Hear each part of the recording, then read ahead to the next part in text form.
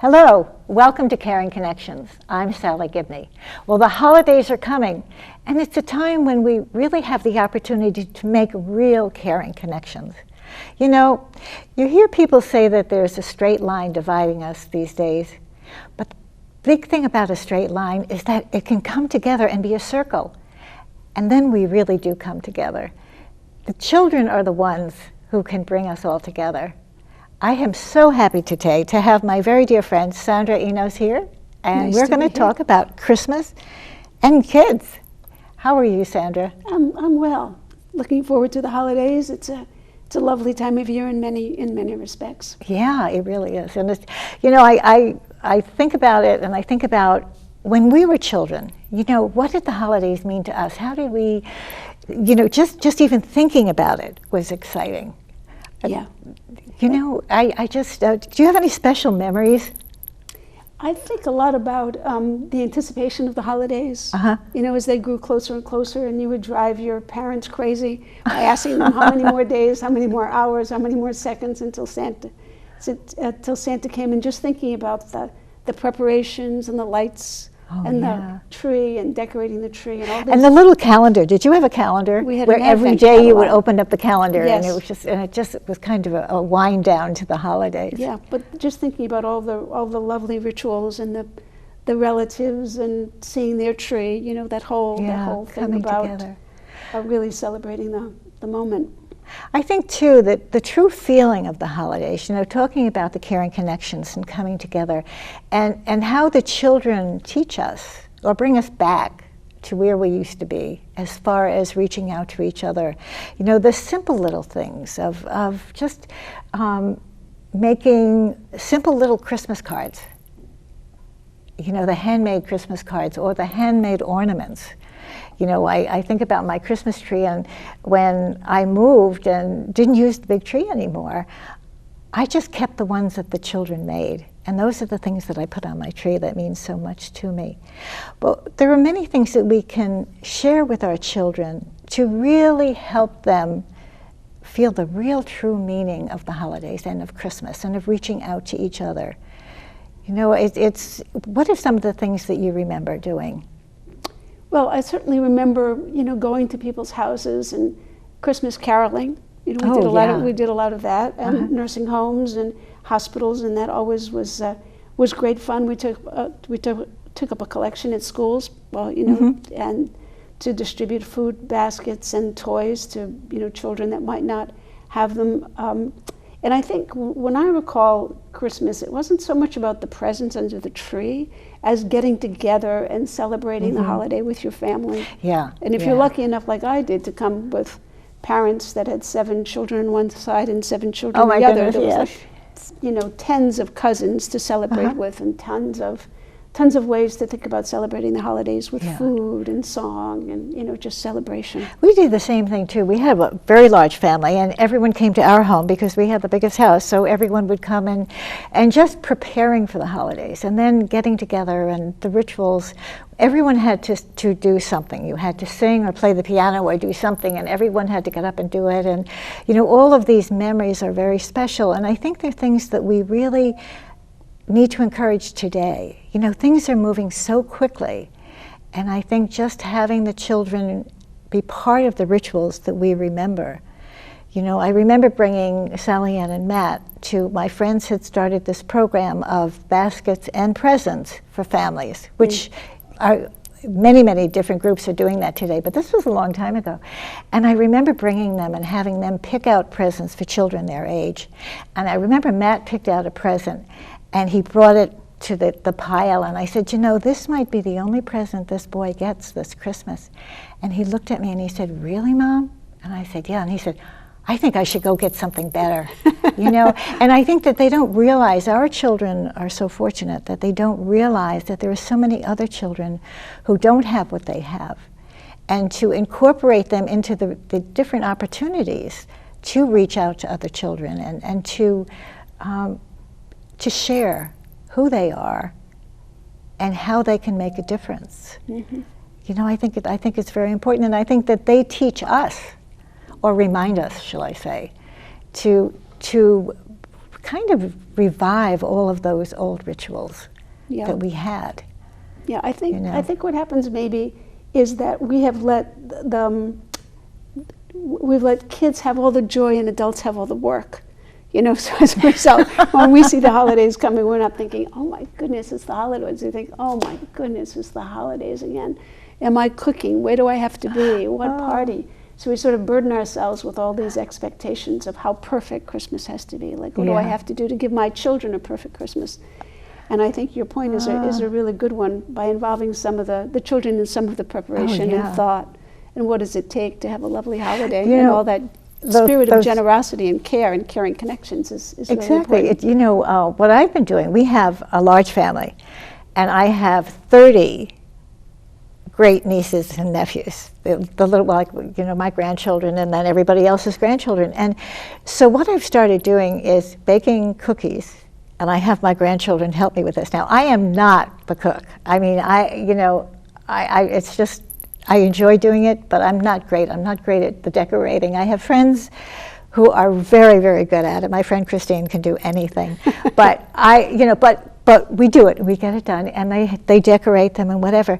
And then I send a cookie to each of the children, and I make a donation every year to something special. Last year it was the Equine Therapy Program. The year before it was St. Labrie Indian School. This year it's going to be the Children's Museum in Providence. And they have a wonderful Getting Families Together program. And so I make a donation to that, and then I send a letter with a picture of the wherever it is, and send it to each of the children. And it's amazing the response that I get. Their parents say that that's one of the most special gifts that they get. And so children get it. They really realize the importance of caring and reaching out. And I think that we need to give them that opportunity to do it. Yeah. And of course, if you could see me with my grandchildren in the kitchen, everything's all over the place. But we do get them done. Yes. Yeah. They don't quite look perfect, but they're very special. And I think that our children are the ones who are going to help us come together, I believe, in all of these special little things. And, handmade Christmas cards. I don't know about you, but people are sending out texts to say Merry Christmas. I don't like that. Do you? I like written letters. I like cards. Or a card or a homemade card or something like that. I think getting back to those old things that we used to do and bringing our children back with us so that they can recreate these times for us is really important. I remember being a young person and getting a little job when I was about 14 and saving up my money and having the exquisite pleasure of buying a perfect gift for my mother. I mean, we had thought about it, my sister, my brother, and I was like, wouldn't it be great to get Mom a mother's ring? My father had just passed away, and we were so excited. And I remember feeling that feeling of joy of sort of moving from getting the perfect gift to giving the perfect gift. And all that's involved with like thoughtful, purposeful giving, So it was such a joy to me. I mean, really, I felt so adult. And it was, and I'm sure that your mother loved it. Yeah, it kind of made her cry, kind of a long time. Yeah. I think allowing the children to do things too. I think we kind of schedule them with so many different things, and if we allow them to come up with things and to come up with ideas, and what do they want to do for the holidays, and how do they want to celebrate it, and what kind of gifts do they want to give? And I think the handmade gifts are so very special, and they get such a joy out of doing it. And I think for all of us, there's so much that we can do. Talking about we were talking about putting up emails where people could find out where they could make donations. But if you go online, there are so many organizations that really need help at Christmas.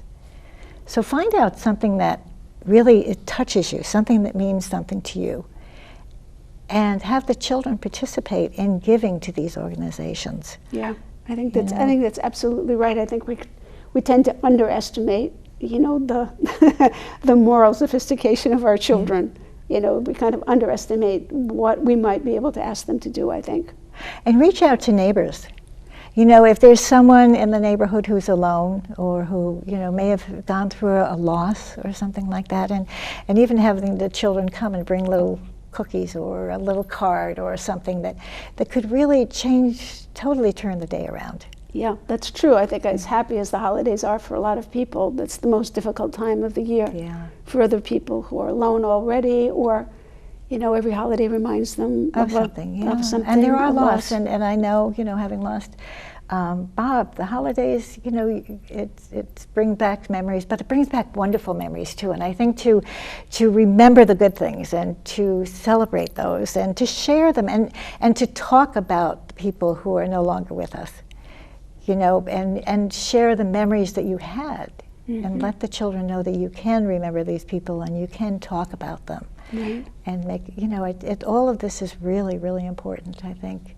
And also, I think, just greeting people on the street, you know, saying hello, Merry Christmas, or Happy Hanukkah, or whatever, but just to, I think, open ourselves up to acknowledging each other and remember. It's just so very important. Yeah, and it runs a little counter to this, to the cultural emphasis we have on, like, piles and piles of gifts. You know, the more you get, the better. You know, even if you have to borrow money. So we are kind of, I think, culturally a little over the top. Well, yeah, and the Christmas list, the lists that go on and on. The excesses are a little crazy. I know, bringing it back to the care and connection. You know, what really are the things that are important? And I think I think for us to contact people we haven't been in touch with for a long period of time. You know, I have so many friends that I haven't seen or even been in touch with for a long time, and I'm thinking about that. Just sending them a card, well, the Christmas cards, of course, but that's another thing. That is another thing. I have a list of 200 people on my Christmas card list, and I'm thinking this year, oh my goodness, am I going to do that? And then you think, well, gee, I don't want to not send them because I always do. But I don't know. That's amazing. Oh, I know. That says a lot about you. 200 people on your holiday card list. My gosh, that's a lot. It keeps going. It keeps going. But what are you doing for the holidays? You know, we don't have any plans yet. My partner is Jewish, so we get to celebrate Hanukkah, which we love doing with her family, and we'll celebrate the holidays usually in a relatively low-key way. You know, minimal gifts, but more ritual, more doing things together. Sometimes silly things like trying to stay on key while we sing Christmas carols and things like that. So it's mainly a family time. We're sort of well beyond needing anything, you know, at this age. Exactly. Which doesn't, just because I don't need anything doesn't mean that other people don't have needs, you know, that I might be able to, you know, to help out with, or, you know, it's usually, I mean, research shows that this is the biggest time for people to make donations, because you are celebrating Thanksgiving when people don't have. And it is a time when we think about reaching out to others, you know. In our family, now my son-in-law is also Jewish, so the children celebrate Hanukkah as well, which has been a joy for me because I never really understood or knew the rituals, and now I do, and so we celebrate that together as well. And I think that sharing that just enlarges our joy and the wonderful things that we can do. You know, I wonder if we're going to have any snow. Do you think? I don't know. That's kind of, I don't know. I'm not feeling snow yet, but it's almost 70 degrees today in November when we're filming the show. I know, it's totally crazy. I also, you know, there's something else that we can do, and not just for each other, but for the environment. There are things that we can do for the environment, you know, make donations to organizations. One thing that one of my grandson is very fond of is planting a tree. You make a donation and they plant a tree for every dollar that's donated. And using things that are, giving gifts that are reusable. And what other things can you think of for the environment? You know, I'm a little bit of a gardener, so the past couple of years I decorate a tomato cage. So I invert a tomato cage and I decorate it, and the frame of it provides some beautiful lights, and we put on socially conscious like some homemade ornaments. So we haven't bought a tree in a little while. And it's kind of, weird. But it's environmentally sustainable. Weird is good. It's a little funky. Yeah. It's a little I have my little, I call it my Snoopy Christmas tree. And it's, it kind of gets tucked away every season, so I have to kind of form it because it kind of looks like a Snoopy Christmas tree. But and as I said, what I put on it are all of the ornaments that the children made. And when I take them out, each one has a special memory, and I find myself just looking at them and remembering the time when they gave them to me, or when they made them, or what it meant to them. And I think as parents and as grandparents, to take the time to celebrate what the children do, to let them know how much it really means to us, to remind them of how important it was when they gave it to us. Right. And then you see that your children will do the same thing with their children, and it continues down. It's I'm going to put a picture of my Christmas tree up on so everyone can see it, because well, I won't do that with my Christmas tree. You should, though. It's funny. It's funny. I think the other thing that's so important for the holidays, and we tend to forget because we're so focused on like all these gifts and all our busyness, is really thinking about memories. You started off our conversation with memories, and you think about that's what life is really about, actually, is creating these special moments, because I'm not going to remember that sweater I got when I was 8 years old, but I am going to remember that my dad got us ice skates, and for the first time in his life he came to the ice skating pond and put on skates, and he looked completely crazy. It was completely out of his comfort zone, but so much remembering that memory and what it meant. And I think that's the real gift of caring connections as well, is these memories, these contacts, these connections that we make with each other is so beautiful. Oh, it's absolutely. When we were little, there was a neighbor, and he was just a really, really lovely man. And every Christmas he would go to the hospital, and he would bring presents to the children in the hospital. And he had the most fabulous Santa Claus outfit. He was the real Santa. I mean, he absolutely was the real Santa. There was no question about it. And he would stop at our house before he would go to the hospital. And he was absolutely gorgeous. And I remember just waiting for him to come on Christmas morning, and he, would ring his bells, and we'd all run down and open the door, and there he would, and he'd say, "Sally, how was your Christmas?" And I'd say, "Oh, Santa, it was wonderful." And he'd say, "Did you like that doll that I gave you," or whatever, because he would talk to my parents ahead of time and find out what gifts we had received. So he would ask each one of us how we felt about that one particular present, and we were like, "Oh my gosh, this is so wonderful." And here was this man who, on Christmas morning, was going to the hospital and bringing presents to all of the children in the hospital. So not only did he make a wonderful, wonderful holiday memory for us, but for all of these children who were in the hospital, he just was, just such a joy. And I think we underestimate the little things that we do that can make a difference through the holidays. But I also think, I think of people who are in the hospital, or who are in nursing homes, or thinking of the troops who are away from home. Or there are things that we can do, and I think each one of us has an opportunity to think about people that we care about, like these people who are alone, and then do something. Actually go make a visit, share a caring coin with someone to remind them that they matter. Because I think it's a time of the year when there are many people who are feeling very alone. And we are so blessed. We've been given so much. And I think sitting down and talking with the children about this, and asking them what they think they can do. Because it's amazing what the difference one little thing can do.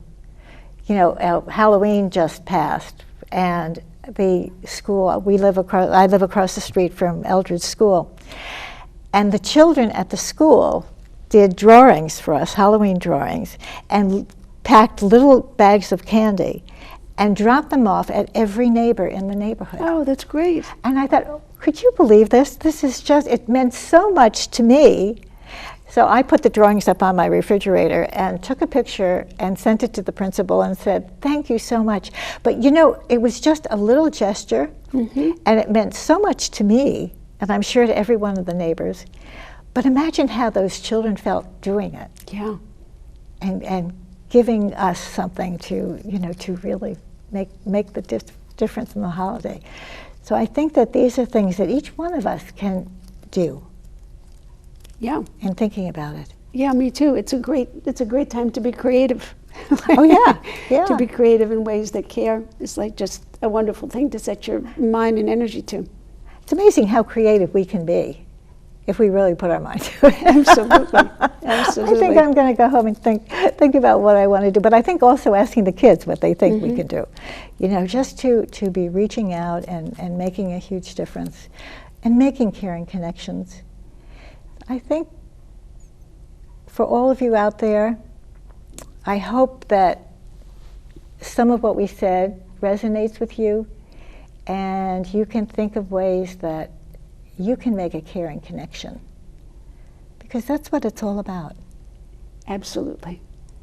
Sandra, thank you so much for being here. Always love to be This here. has just been such a joy. And here is a caring Oh, point thank you so for much. you to put on your tree. Wonderful. On your wonderful tree that you're Absolutely. creating. Thank you so much. This has been great. Thank you for joining us. For all of you out there, have a wonderful holiday. Till next time, keep making those caring connections.